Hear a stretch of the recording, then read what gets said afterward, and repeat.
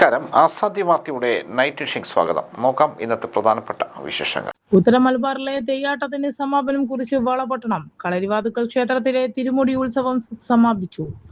ഗുരുതര ആരോഗ്യ പ്രശ്നങ്ങൾ. സ്കൂളുകളും കോളേജുകളും ലിപ്സ്റ്റിക് ഫ്രീ ആക്കാൻ ക്യാമ്പയിൻ. ആരോഗ്യവകുപ്പ് ഡയറക്ടറുടെ സ്ഥലം മാറ്റം. ഡോക്ടർ റീന 15 ദിവസം അവധിക്ക് അപേക്ഷിച്ചെന്ന സർക്കാർ വാദം പച്ചക്കള്ളം. തിരുത്തി ആരോഗ്യ വകുപ്പിന്റെ പുതിയ ഉത്തരവ്. കൊല്ലത്ത് ബ്രസീലിന്റെ കൊടികൾ അയപ്പിച്ച് RSS. പോലീസ് കൂട്ടുനിന്നെന്നും ആക്ഷേപം. വീണ്ടും ഷിഗല മരണം. മലപ്പുറം സ്വദേശിയായ 7 വയസ്സുകാരൻ മരിച്ചു. ആഹ്ലാദാരവങ്ങൾക്കിടയിൽ പ്രിയദർശിനി സൗജന്യ യാത്രക്ക് ഡബിൾ ബെൽ. സ്ത്രീ സുരക്ഷാ പെൻഷൻ പദ്ധതിക്ക് തുരങ്കം വെക്കുന്ന UDF സർക്കാർ നിലപാട് അംഗീകരിക്കാൻ കഴിയില്ല. പിണറായി വിജയൻ. പൂച്ചെണ്ടും ലഡുവും കിട്ടി, പക്ഷേ പൈസ വാങ്ങി. ഉദ്ഘാടന ദിവസം തന്നെ പ്രിയദർശിനി ബസ്സിൽ ട്വിസ്റ്റ്. യുവനടി സഞ്ജിത ഉഗാലെ വീടിനുള്ളിൽ മരിച്ച നിലയിൽ. KSRTC ബസ്സുകൾ വാങ്ങിയതിൽ അഴിമതിയെന്ന പ്രചാരണം വ്യാജം. KB ഗണേഷ് കുമാർ. വിശദമായ വാർത്തകളിലേക്ക് പോകാം. ഉത്തര മലബാറിലെ തെയ്യാട്ടത്തിന് സമാപനം കുറിച്ച് വളപട്ടണം കളരിവാതുക്കൽ ക്ഷേത്രത്തിൽ തിരുമുടി ഉത്സവം സമാപിച്ചു. കളരിവാതുക്കൽ അമ്മയുടെ തെയ്യത്തിന് ഇന്നലെയാണ് മുടി നിവർന്നത്. രാത്രിയോടെ സമാപിച്ചു. ഇനി തുലാം മാസമാണ് മലബാറിൽ തെയ്യാട്ടത്തിന് തുടക്കം കുറിക്കുക. കളരിയുടെ വാതിൽക്കൽ ഉള്ള ഭഗവതി എന്നതിൽ നിന്നാണ് കളരിവാതുക്കൽ എന്ന പേരുണ്ടായത്. കേരളത്തിൻ്റെ പരമ്പരാഗതമായ ആയോധന കലയായ കളരിപ്പയറ്റിൻ്റെ മാതാവായാണ് ഇവിടുത്തെ ഭഗവതിയെ ആരാധിക്കുന്നത്. കളരിപ്പയറ്റിൻ്റെ അകമ്പടിയോടെയാണ് ഇന്നലെ ഉത്സവം സമാപിച്ചത്. പണ്ടുകാലത്ത് 10,000-കണക്കിന് യോദ്ധാക്കൾ യുദ്ധ പരിശീലനം നൽകിയിരുന്ന വലിയൊരു കളരി ഇവിടെ ഉണ്ടായിരുന്നു. പുരാതന കോലത്തിരി ചിറക്കൽ രാജവംശത്തിൻ്റെ പരമ്പരാഗത കുടുംബ ക്ഷേത്രമാണിത്. കോലത്ത് നാട്ടിലെ പ്രശസ്തമായ 3 ദേവീക്ഷേത്രങ്ങളിൽ ഒന്നാണിത്. മാടായിക്കാവ്, ചെറുകുന്ന്, അന്നപൂർണേശ്വരി എന്നിവയാണ് മറ്റ് 2 ക്ഷേത്രങ്ങൾ. കാശിയിൽ നിന്നും കപ്പൽ മാർഗം എത്തിയ ദേവിമാർ ഈ പ്രദേശത്തിൻ്റെ ഭംഗിയിൽ ആകൃഷ്ടരായി ഇവിടെ കുടികൊണ്ടു എന്നാണ് ഐതിഹ്യം. ആഹ്ലാദ ആരവങ്ങൾക്കിടെ പ്രിയദർശിനി സൗജന്യ യാത്രയ്ക്ക് ഡബിൾ ബെൽ. വനിതകൾക്കും ട്രാൻസ്ജെൻഡറുകൾക്കും KSRTC ബസ്സുകളിൽ സൗജന്യ യാത്ര പ്രദാനം ചെയ്യുന്ന സംസ്ഥാന സർക്കാരിൻ്റെ പ്രിയദർശിനി പദ്ധതിക്ക് തുടക്കം കുറിച്ചു. സംസ്ഥാനതല ഉദ്ഘാടനം തിരുവനന്തപുരത്ത് നടന്നപ്പോൾ കണ്ണൂർ ജില്ലയിൽ ആവേശകരമായ തുടക്കമുണ്ടായി. KSRTC കണ്ണൂർ ഡിപ്പോയിൽ രാവിലെ 9:45 വനിതകൾ തിങ്ങി നിറഞ്ഞ Kanhangad town to town bus ആരവങ്ങൾ ഏറ്റുവാങ്ങി യാത്ര തുടങ്ങി. പദ്ധതിയുടെ ജില്ലാതല ഉദ്ഘാടനം TM മോഹൻ MLA നിർവഹിച്ചു.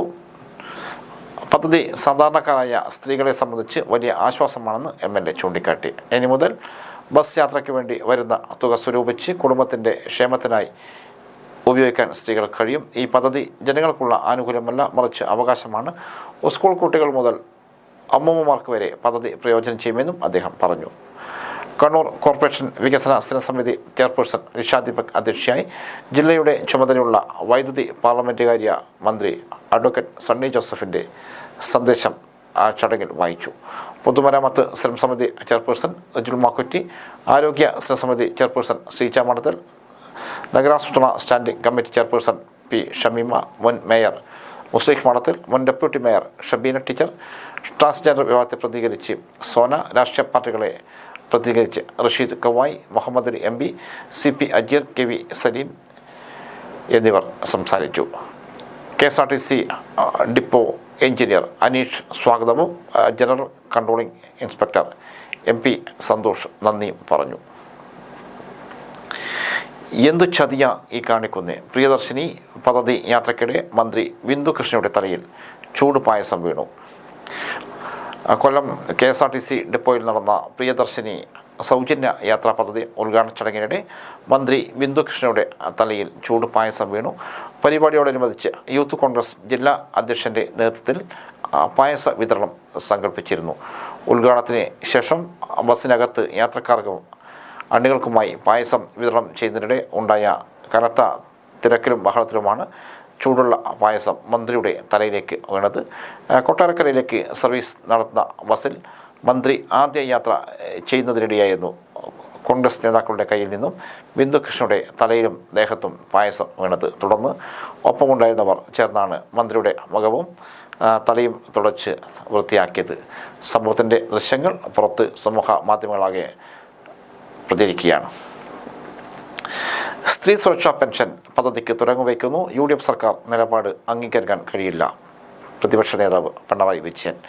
സ്ത്രീ സുരക്ഷാ പെൻഷൻ പദ്ധതിക്ക് തുരങ്കം വെക്കുന്ന UDF സർക്കാർ നിലപാട് അംഗീകരിക്കാൻ കഴിയില്ലെന്ന് പ്രതിപക്ഷ നേതാവ് പിണറായി വിജയൻ.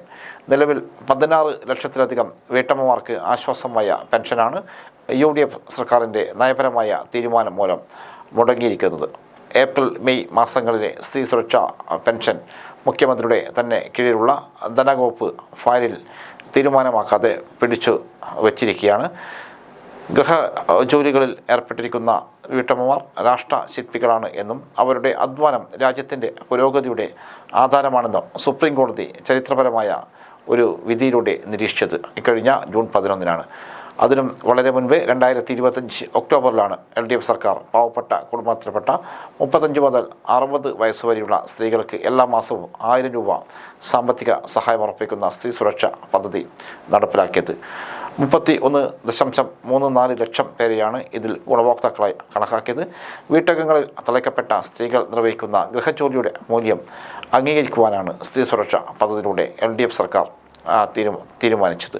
3720 കോടി രൂപയാണ് LDF സർക്കാർ അവസാനത്തെ ബജറ്റിൽ ഇതിനായി നീക്കിവെച്ചത്. മാർച്ച് മാസം വരെ പെൻഷൻ നൽകുകയും ചെയ്തു. സ്ത്രീ സുരക്ഷാ പദ്ധതിയെ തുടക്കം മുതൽ അപഹസിക്കാൻ തയ്യാറായ UDF നേതൃത്വമാണ് ഇപ്പോൾ ആ പദ്ധതി തന്നെ തകർക്കാനുള്ള രാഷ്ട്രീയ തീരുമാനം അണിയറയിൽ തയ്യാറാക്കുന്നത്.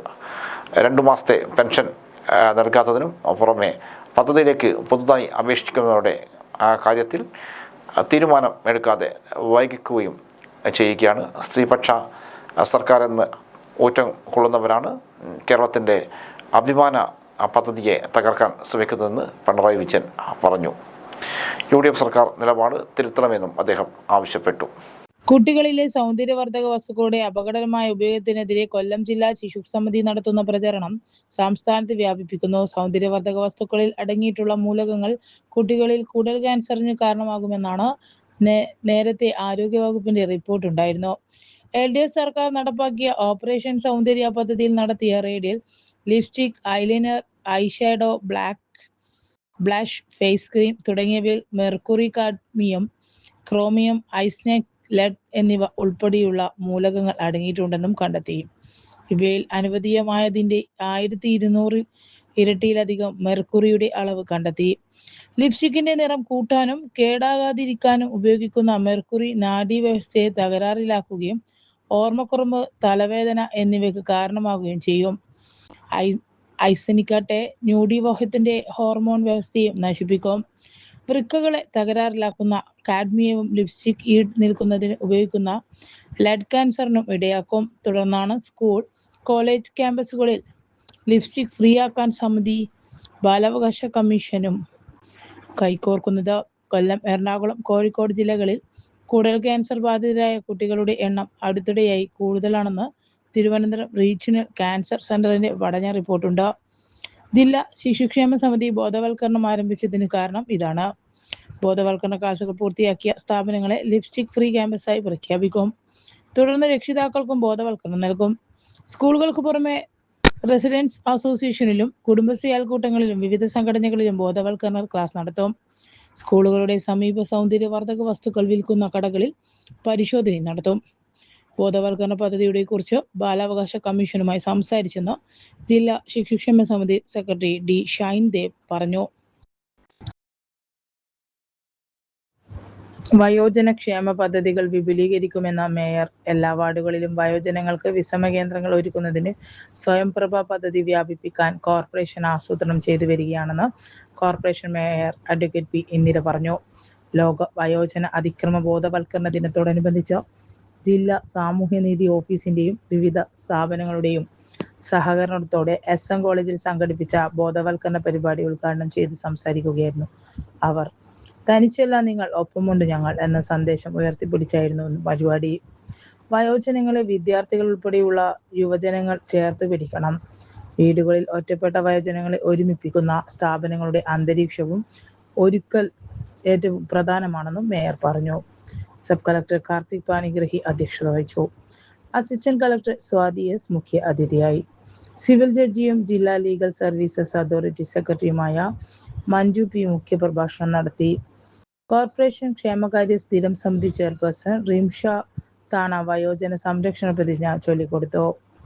പരിപാടിയിൽ IEC പോസ്റ്ററും പർപ്പിൾ റിബണും പ്രകാശനം ചെയ്തു. വയോജനക്ഷേമ പദ്ധതികൾ, വയോജന സംരക്ഷണ നിയമങ്ങൾ, വയോജനം നേരിടുന്ന അതിക്രമങ്ങൾ എന്നിവയെക്കുറിച്ച് വിദഗ്ധർ ക്ലാസ് എടുക്കുകയും ബോധവൽക്കരണ സെഷനുകളും നടത്തി.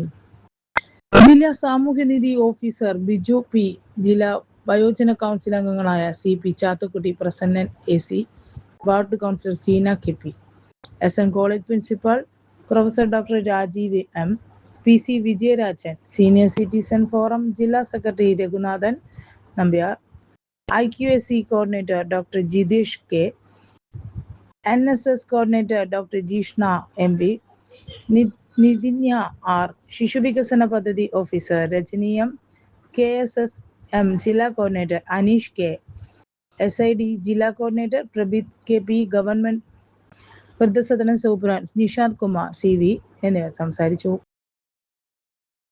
കൊല്ലത്ത് ബ്രസീലിന്റെ കൊടികൾ അഴിപ്പിച്ചു RSS, പോലീസ് കൂട്ടുനിന്നെന്നും ആക്ഷേപം. ലോകകപ്പ് ഫുട്ബോൾ ആരവത്തിന്റെ ഭാഗമായി കൊല്ലത്ത് ബ്രസീൽ ആരാധകർ ഉയർത്തിയ കൊടികളും ബാനറുകളും അഴിപ്പിച്ച് RSSകാർ. കടവൂർ ജംഗ്ഷൻ സ്ഥാപിച്ചിരുന്ന ബാനറുകളും കൊടികളുമാണ് ആരാധകർക്ക് മേൽ ഭീഷണി മുഴക്കിക്കൊണ്ട് അഴിപ്പിച്ചത്. പാകിസ്ഥാന്റെ പച്ച പതാകയോട് സാമ്യമുണ്ടെന്ന് പറഞ്ഞായിരുന്നു ബ്രസീലിന്റെ കൊടികൾ അഴിപ്പിച്ചത്. ആരാധകരായ കുട്ടികളെ RSSകാരും അഞ്ചാലുമൂട് പോലീസ് സ്റ്റേഷനിലെ ഉദ്യോഗസ്ഥരും ഭീഷണിപ്പെടുത്തിയതായി പരാതിയുണ്ട്. ശനി രാത്രിയാണ് ബ്രസീൽ ആരാധകരായ കുട്ടികൾ ആദ്യം കൊടി കെട്ടിയത്. ഇതോടെ പ്രദേശത്തെ RSSകാർ പച്ചക്കൊടി ഇവിടെ കെട്ടാൻ അനുവദിക്കില്ല എന്ന് പറഞ്ഞ് അഴിപ്പിച്ചു. കുട്ടികൾ പിന്നീട് കൊടി കൂടുതൽ ഉയരത്തിൽ കെട്ടി. ഇതോടെ പോലീസിൽ സ്വാധീനം ചെലുത്തിയ RSS സംഘം വീണ്ടും എത്തി കൊടികൾ അയച്ചില്ലെങ്കിൽ കേസെടുക്കുമെന്ന് പോലീസുകാർ കുട്ടികളെ ഭീഷണിപ്പെടുത്തിയെന്നും ആക്ഷേപമുണ്ട്. RSS നടപടി പ്രതിഷേധാർഹം. ഡിവൈഎഫ്ഐ കടവൂർ ജംഗ്ഷനിൽ ബ്രസീൽ ആരാധകർ കെട്ടിയ കൊടി പാകിസ്ഥാൻ കൊടിക്ക് സമാനമാണെന്ന് പറഞ്ഞത് അഴിപ്പിച്ച RSS നടപടി പ്രതിഷേധാർഹമാണെന്ന് ഡിവൈഎഫ്ഐ അഞ്ചാലമൂട് ബ്ലോക്ക് പഞ്ചായത്ത് പ്രസ്താവനയിൽ പറഞ്ഞു. ലോകമൊട്ടാകെ ഫുട്ബോൾ ലോകകപ്പ് ജാതി മത വ്യത്യാസമോ രാഷ്ട്രീയ ഭേദമോ ഇല്ലാതെ ആഘോഷിക്കുന്നു. സംസ്ഥാനത്തുടനീളം ഫ്ലക്സുകളും കട്ടൗട്ടുകളും വിവിധ ആരാധകർ ഉയർത്തുന്നുമുണ്ട്. 2 തവണ ഇത്തരത്തിൽ കടവൂർ ജംഗ്ഷനിൽ ക്ഷേത്രവഞ്ചിക്ക് സമീപം കെട്ടിയിരുന്ന പതാക ഭീഷണിപ്പെടുത്തി അഴിപ്പിച്ചത്. ബ്രസീൽ പതാക അഴിപ്പിച്ച RSSന്റെയും പോലീസിന്റെയും നടപടിയിൽ ശക്തമായി പ്രതിഷേധമുയർത്തുമെന്ന് block president Vinu Vijayan, secretary Sarath എന്നിവർ പ്രസ്താവനയിൽ പറഞ്ഞു. ആരോഗ്യവകുപ്പ് ഡയറക്ടറുടെ സ്ഥലം മാറ്റം. ഡോക്ടർ റീന 15 ദിവസം അവധിക്ക് അപേക്ഷിച്ചെന്ന സർക്കാർ വാദം പച്ചക്കള്ളം. തുരുത്തി ആരോഗ്യവകുപ്പിന്റെ പുതിയ ഉത്തരവ്. ആരോഗ്യവകുപ്പ് ഡയറക്ടർ ആയിരിക്കെ ഡോക്ടർ റീന 15 ദിവസം അവധിക്ക് അപേക്ഷിച്ചെന്ന സർക്കാർ വാദം പച്ചക്കള്ളം. 15 ദിവസം അവധിക്ക് അപേക്ഷിച്ചെന്ന ഭാഗം ഒഴിവാക്കിക്കൊണ്ട് ആരോഗ്യവകുപ്പ് പുതിയ ഉത്തരവിറക്കി. പുതിയ ആരോഗ്യവകുപ്പ് ഡയറക്ടറുടെ നിയമന നടപടികൾ നടക്കുന്നതിനാലാണ് ഡോക്ടർ റീനയുടെ സ്ഥലമാറ്റമെന്നാണ് പുതിയ ഉത്തരവിൽ പറയുന്നത്. എന്നാൽ ഈ നടപടിക്കെതിരെ ഡോക്ടർ റീന രംഗത്ത് വന്നിരുന്നു. 15 ദിവസം അവധിക്ക് അപേക്ഷിച്ചിട്ടില്ലെന്നും ശാരീരിക അസ്വസ്ഥത കാരണം 2.5 ദിവസത്തേക്കാണ് അവധി ചോദിച്ചതെന്നും റീന ഉൾപ്പെടുത്തിയിരുന്നു. 15 ദിവസം അവധി അപേക്ഷിച്ചു എന്നത് തെളിയിക്കണമെന്നും റീന ആവശ്യപ്പെട്ടിരുന്നു. പിന്നാലെയാണ് അളവ് പറഞ്ഞ ഭാഗം തിരുത്തിക്കൊണ്ട് ആരോഗ്യവകുപ്പ് പുതിയ ഉത്തരവിറക്കിയത്. ഡോക്ടർ റീനയ്ക്കെതിരായ നടപടി തുരപ്പൻ പണി കാണിച്ചുകൊണ്ടാണെന്ന് ആരോഗ്യമന്ത്രി പറഞ്ഞതും വലിയ വിമർശനങ്ങൾക്ക് വഴിവെച്ചു. നിപ പരിശോധന ഫലം വന്നതറിഞ്ഞിട്ടും ആരോഗ്യവകുപ്പ് ഡയറക്ടർ തന്നെ അത് മുൻകൂട്ടി അറിയിച്ചില്ലെന്നും മന്ത്രി കുറ്റപ്പെടുത്തിയിരുന്നു. ഈ വാദങ്ങളാണ് ഇപ്പോൾ പൊളിഞ്ഞു വീണത്. നിപ കോവിഡ് വ്യാപന പ്രതിസന്ധി ഘട്ടങ്ങളിൽ മികച്ച പ്രതിരോധ പ്രവർത്തനം നടത്തിയ ഡോക്ടർ റീനയെ സ്ഥലം മാറ്റിയത് തെറ്റായ നടപടിയാണെന്നും ഇതൊരു സ്ഥലം മാറ്റം മാത്രമല്ല തരം താഴ്ത്തലുമാണെന്ന് പ്രതികരിച്ചിരുന്നു. Veena George, KK Shailaja, PK Sreemathi തുടങ്ങിയവരാണ് സർക്കാർ തീരുമാനത്തെ എതിർത്ത് രംഗത്ത് വന്നത്. നിപ, ഷിഗല്ല തുടങ്ങിയ പകർച്ചവ്യാധികൾ പടർന്നു പിടിക്കുന്ന വേളയിൽ ഡോക്ടർ റീനയെ മാറ്റി നിർത്തുന്നത് ആരോഗ്യവകുപ്പിന് ഗുണം ചെയ്യില്ലെന്നും നടപടി തിരുത്തണമെന്നും മൂവരും ആവശ്യപ്പെട്ടിരുന്നു.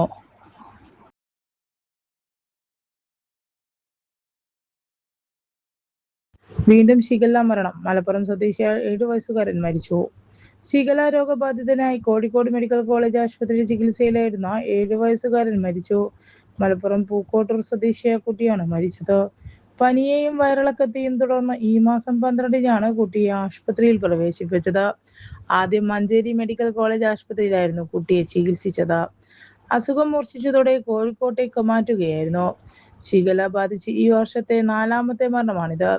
സംസ്ഥാനത്ത് 135 ഷിഗല കേസുകളാണ് ഇതിനകം റിപ്പോർട്ട് ചെയ്തത്. കൂടുതൽ ഷിഗല ബാധിതർ കോഴിക്കോടാണ്, 68 പേർ. പുരുഷന്മാർക്ക് സൗജന്യം നൽകിയാൽ പണം വീട്ടിലെത്തില്ല, അതെവിടെ പോകുമെന്ന് അറിയാമല്ലോ, അധിക്ഷേപവുമായി മുഖ്യമന്ത്രി. KSRTC ഓർഡിനറി ബസ്സുകളിൽ സ്ത്രീകൾക്ക് സൗജന്യമായ യാത്ര അനുവദിക്കുന്ന പ്രിയദർശിനി പദ്ധതിയുടെ ഉദ്ഘാടന വേദിയിൽ പുരുഷന്മാരെ ആകെ അധിക്ഷേപിച്ച് മുഖ്യമന്ത്രി VD സതീശൻ.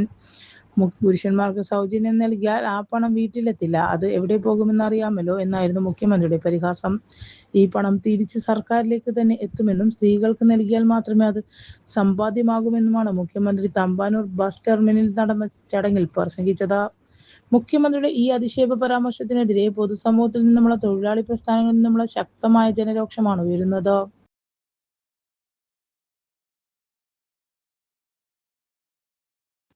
റബ്ബർ ബോർഡിനെ കാവ്യവൽക്കരിക്കാൻ കേന്ദ്രം. ചരിത്രത്തിലാദ്യമായി രാഷ്ട്രീയ നിയമനം. BJP നേതാവ് N. ഹരി ചെയർമാൻ. സർക്കാർ സ്ഥാപനമായ റബ്ബർ ബോർഡിനെയും കാവ്യവൽക്കരിക്കാൻ കേന്ദ്ര സർക്കാർ. റബ്ബർ കർഷകരെയും റബ്ബർ അധിഷ്ഠിത പൊതുമേഖലാ സ്ഥാപനങ്ങളെയും തകർക്കുന്ന നീക്കമാണ് കേന്ദ്ര സർക്കാരിനുണ്ടായിരിക്കുന്നത്. അത്തരം നയങ്ങളുടെ തുടർച്ചയായി റബ്ബർ ബോർഡിലും കാവ്യവൽക്കരണം നടപ്പിലാക്കുകയാണ് കേന്ദ്രം. ഇത് സംബന്ധിച്ച ഔദ്യോഗിക ഉത്തരവ് കേന്ദ്ര വാണിജ്യ മന്ത്രാലയം പുറത്തിറക്കി. ഇതുവരെ IAS ഉദ്യോഗസ്ഥരോ റബ്ബർ മേഖലയിലെ വിദഗ്ധരോ ആയിരുന്നു ബോർഡ് നയിച്ചിരുന്നത്. എന്നാൽ റബ്ബർ ബോർഡിന്റെ സ്വതന്ത്ര സ്വഭാവം ഇല്ലാതാക്കാനും സ്ഥാപനത്തെ പൂർണ്ണമായി പാർട്ടി സ്വാധീനത്തിലാക്കാനുമുള്ള BJP അജണ്ടയുടെ ഭാഗമായാണ് ഈ പുതിയ അട്ടിമറി നിയമനം. റബ്ബർ വിലയിടിവ്, സബ്സിഡി വെട്ടിക്കുറയ്ക്കൽ, ഇറക്കുമതി നയങ്ങൾ എന്നിവ കാരണം കർഷകർ കടുത്ത പ്രതിസന്ധി നേരിടുന്ന ഘട്ടത്തിലാണ് കർഷക താൽപര്യങ്ങൾ സംരക്ഷിക്കുന്നതിന് പകരം രാഷ്ട്രീയ പുനരധിവാസത്തിന് കേന്ദ്രം മുൻഗണന നൽകുന്നത്.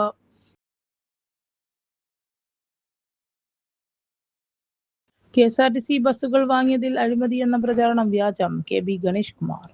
KSRTC ബസ് വാങ്ങിയതുമായി ബന്ധപ്പെട്ട് ഉയർന്നുവന്ന അഴിമതി ആരോപണങ്ങൾ പൂർണ്ണമായും അടിസ്ഥാനരഹിതമാണെന്നും മുൻഗതാഗത മന്ത്രി KB ഗണേഷ് കുമാർ ബോധപൂർവം വ്യാജരേഖകൾ ചമച്ച് കുപ്രചരണം നടത്തുകയാണെന്നും ഇതിനു പിന്നാലെ ഗൂഢാലോചന പുറത്തു കൊണ്ടുവരാൻ സർക്കാർ സമഗ്ര അന്വേഷണം പ്രഖ്യാപിക്കണമെന്നും അദ്ദേഹം പറഞ്ഞു. കണിശമായ ടെൻഡർ നടപടിയിലൂടെ ഏറ്റവും കുറഞ്ഞ തുക രേഖപ്പെടുത്തിയ കമ്പനിക്കാണ് കരാർ നൽകിയത്. LDF സർക്കാരിന്റെ കാലത്ത് യാതൊരുവിധ അഴിമതിയും നടന്നിട്ടില്ല. ഈ വിഷയത്തിൽ CBI അന്വേഷണം വന്നാലും എനിക്ക് സന്തോഷമേയുള്ളൂ. KSRTC ഒരിക്കലും നൽകാത്ത തുക രേഖപ്പെടുത്തി എങ്ങനെയാണ് ഇത്തരമൊരു വ്യാജരേഖ ചമച്ചതെന്ന് പുറത്തു വരണം. തെറ്റായ വാർത്ത നൽകിയ ചാനൽ ജനങ്ങളോട് പരസ്യമായി ഖേദം പ്രകടിപ്പിക്കാൻ തയ്യാറാകണം. KB ഗണേഷ് കുമാർ. യുവനടി സഞ്ജിത ഉഗാലെ വീടിനുള്ളിൽ മരിച്ച നിലയിൽ. പ്രശസ്ത യുവനടി സഞ്ജിത ഉഗാലെ വീടിനുള്ളിൽ തൂങ്ങി മരിച്ച നിലയിൽ കണ്ടെത്തി. മുംബൈ നളസോപരയിലെ വീട്ടിലാണ് താരത്തെ മരിച്ച നിലയിൽ കണ്ടെത്തിയത്. കുങ്കും ഭാഗ്യ എന്ന പരമ്പരയാണ് സഞ്ജിതയെ പ്രശസ്തയാക്കിയത്. തന്റെ കരിയറിലെ ഏറ്റവും പ്രധാനപ്പെട്ട വേഷങ്ങളിൽ ഒന്നായും ആത്മവിശ്വാസം നൽകിയ വേഷമായും സഞ്ജിത ഈ സീരിയലിനെ വിശേഷിപ്പിച്ചു. താരത്തിന്റെ അപ്രതീക്ഷിത വിയോഗം സിനിമാ സീരിയൽ മേഖലയെ ഒന്നടങ്കം ഞെട്ടിച്ചു. കുങ്കും ഭാഗ്യ എന്ന പരമ്പരയ്ക്ക് പുറമെ സജ്ജൻ ഘർ, ദിൽവാലെ ദുൽഹനിയ ലേ ജായേംഗി, പാഗ്ലേ കി ദുനിയ തുടങ്ങിയ പരമ്പരകളിൽ സഞ്ജിത ശ്രദ്ധേയമായ വേഷങ്ങൾ ചെയ്തു. ടെലിവിഷൻ രംഗത്ത് മാത്രമല്ല വെള്ളിത്തിരയിലും തന്റെ സാന്നിധ്യം അറിയിക്കാൻ താരത്തിന് സാധിച്ചിട്ടുണ്ട്. വിക്കി കൗശൽ പ്രധാന വേഷത്തിലെത്തിയ ചാവ എന്ന ചിത്രത്തിൽ താരാബായി എന്ന കഥാപാത്രത്തെയാണ് സഞ്ജിത അവതരിപ്പിച്ചത്. മരിക്കുന്നതിന് തൊട്ടു മുമ്പ് ഇൻസ്റ്റഗ്രാമിൽ സഞ്ജിത ഒരു റീൽ വീഡിയോ പങ്കുവച്ചിരുന്നു. ഒരു പാട്ടിന് നൃത്തം ചെയ്യുന്ന ഈ വീഡിയോയിൽ അവർ അതീവ സന്തോഷം. നാടകപ്രവർത്തകൻ രാധൻ കണ്ണപുരം അന്തരിച്ചു. നാടകപ്രവർത്തകൻ രാധൻ കണ്ണൻ 58 വയസ്സ് അന്തരിച്ചു.